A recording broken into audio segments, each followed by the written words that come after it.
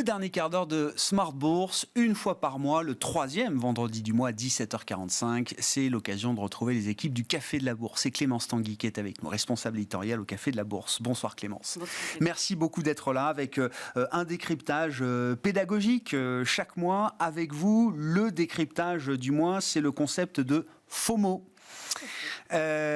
Faut-il avoir peur du FOMO? C'est la question que vous vous posez. Vous allez nous apporter des éléments de réponse. Mais qu'est-ce qui vous a amené à justement nous apporter cette question aujourd'hui, Clémence? Alors, on parle beaucoup de FOMO.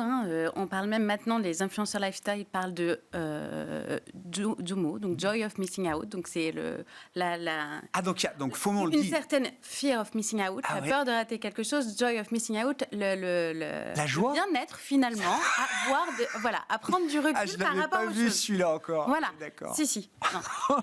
Ça existe plutôt sur Instagram qu'à la bourse parce que évidemment. En matière d'investissement, c'est pas un concept qui va faire recette parce que la peur de rater une opportunité d'investissement, c'est encore ce qu'animent de nombreux investisseurs aujourd'hui. Ouais. Qu'est-ce que c'est concrètement, effectivement? Donc, fear of missing out. Alors, le FOMO, c'est la peur de passer à côté de quelque chose, de rater le coche, de louper the next big thing. Et du coup, ça va amener à prendre des décisions totalement irréfléchies, sans analyse préalable, dans l'urgence. Donc, parfois, un mauvais placement. Oui, c'est ça. C'est pas un concept qui est... On l'a rapporté au marché financier parce que les marchés financiers fonctionnent avec des phénomènes de peur, d'avidité, etc.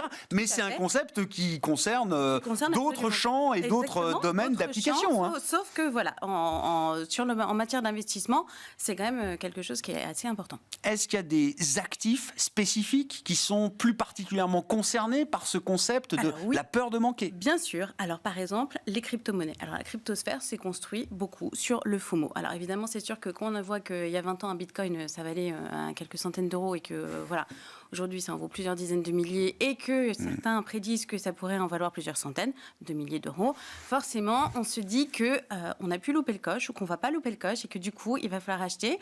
Et puis, évidemment, il y a aussi plein d'autres petites crypto-monnaies qui, elles, arrivent à faire des performances de x100, x200, ne serait-ce qu'en une semaine. Donc, évidemment, ça va alimenter le FOMO.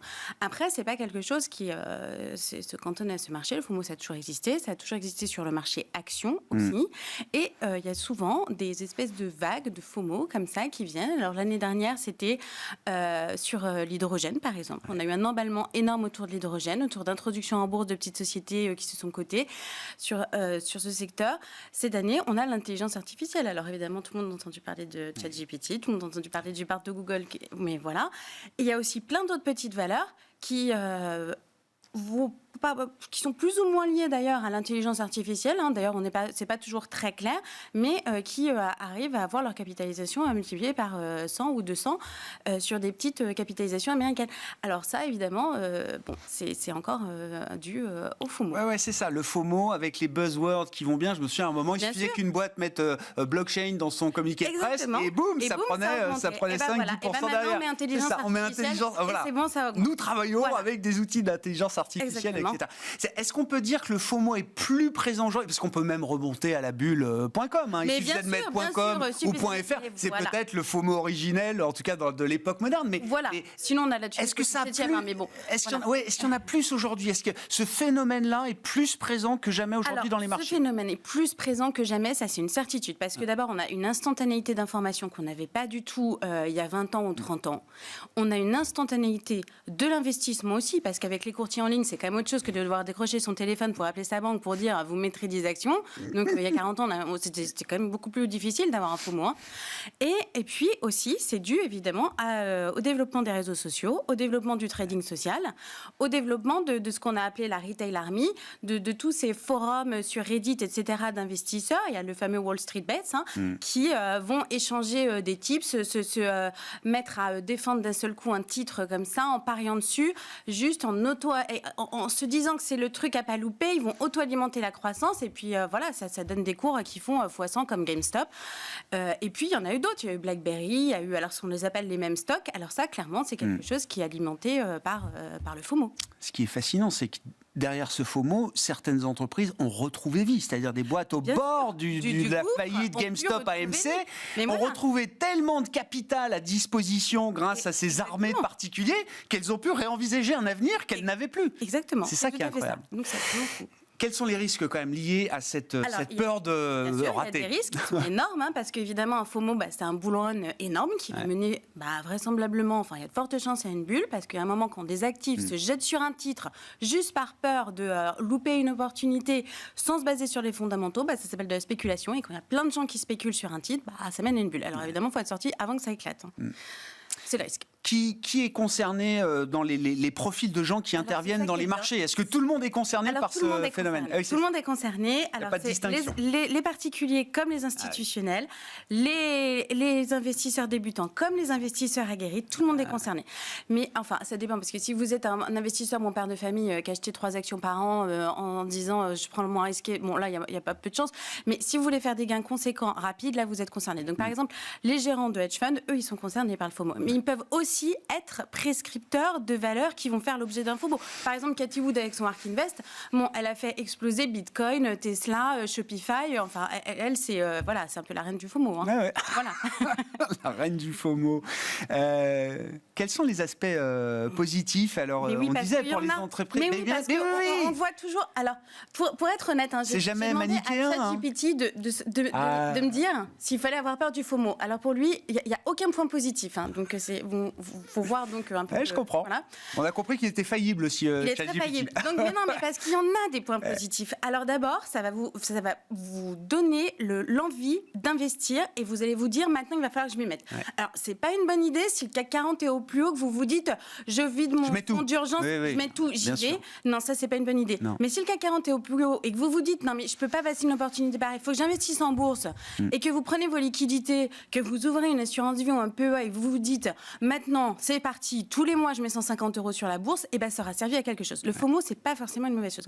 En plus, les valeurs qui font l'objet de FOMO peuvent être hyper intéressantes. Et si elles ne sont pas intéressantes, le secteur auquel elles appartiennent peuvent être intéressantes. Parce que pourquoi d'un seul coup il y a cet emballement? C'est pas anodin, ça veut dire qu'elles sont disruptrices, qu'elles vont révolutionner un marché, qu'elles apportent quelque chose. Voilà.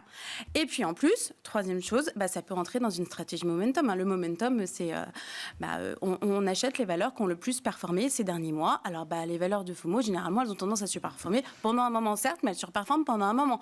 Et du coup, les gens qui ont une stratégie momentum vont acheter les mêmes valeurs que les gens qui sont victimes de FOMO et qui vont acheter un titre, sauf que eux, ils vont le faire quand même de manière plus réfléchie, rationnelle, raisonnée, parce que the trend is your friend, c'est bien, mais ils savent aussi qu'il y a des limites, qu'il peut y avoir des conséquences, qu'il y a des risques. Comment on fait justement là quand on essaye de baser sa stratégie sur le suivi de tendance effectivement et donc d'aller capter là où il y a le plus de FOMO sans se faire prendre à son tour par la peur de manquer? Exactement, c'est possible, c'est quand même possible. Alors d'abord on prend du recul et on essaye de retarder un peu son investissement, respirer un bon coup. Il n'y a pas d'urgence. Il n'y a pas d'urgence, même si on veut vous faire croire qu'il y a une urgence parce qu'il y a une IPO, parce que le fonds est à souscription limitée, etc. Non, d'abord en bourse, il y aura toujours des opportunités, ça il faut le savoir, donc c'est pas grave. Donc il faut toujours vérifier que c'est compatible avec sa situation financière, parce que si vous n'avez pas d'argent, que vous mettez l'argent pour les études de vos enfants, c'est quand même dommage. Ensuite, il faut que ce soit compatible avec votre profil d'investisseur, avec vos objectifs d'investissement, avec votre profil de risque. Vous n'allez pas vous mettre à investir sur une small cap dont personne n'a entendu parler au fin fond de la Thaïlande, parce que d'un seul coup, tout le monde s'est dit « Ah ouais, c'est une bonne idée ». Non, ce ne sera peut-être pas une bonne idée. Voilà. Ensuite, il faut quand même faire une analyse. Alors, une analyse fondamentale. Où est-ce qu'on met les pieds, quoi? Vous regardez le business model, vous regardez les avantages concurrentiels, vous regardez les ratios financiers, voilà, quand même. Et puis, ça peut aussi être pertinent éventuellement de faire une analyse technique, parce qu'on ne sait jamais. Même si le titre est bien, est-ce que c'est vraiment le bon moment de l'acheter? Voilà. Donc, bon. Et puis, enfin, il faut quand même garder quand même un horizon d'investissement un peu lointain. On peut se dire, est-ce que ça vaut le coup en se disant, est-ce que j'ai envie de la garder 5 ans, 10 ans, cette valeur? Non, parce que Warren Buffett donne un très bon conseil, n'achetez que ce que vous seriez parfaitement heureux de garder pendant 10 ans si le marché fermait. Alors, quelqu'un qui est en prise avec le FOMO, bien sûr. Pourtant, ça évite des déconvenues. Donc, voilà. Très intéressant, merci beaucoup. Et tout ça a beaucoup attrait à la psychologie, aux émotions. Et évidemment, c'est une dimension clé dans l'investissement qui soit actif, très actif, ou même pour un investissement de moyen long terme. contrôle, maîtrise des émotions si vous voulez vous lancer dans des stratégies FOMO. Merci beaucoup Clémence. Clémence Tanguy qui était avec nous, responsable éditoriale du Café de la Bourse, le Café de la Bourse qu'on retrouve une fois par mois, le 3e vendredi du mois à 17h45 dans le dernier quart d'heure de Smart Bourse. Voilà pour cette émission. Bon week-end, on se retrouve lundi à 12h30 pour une nouvelle émission en direct.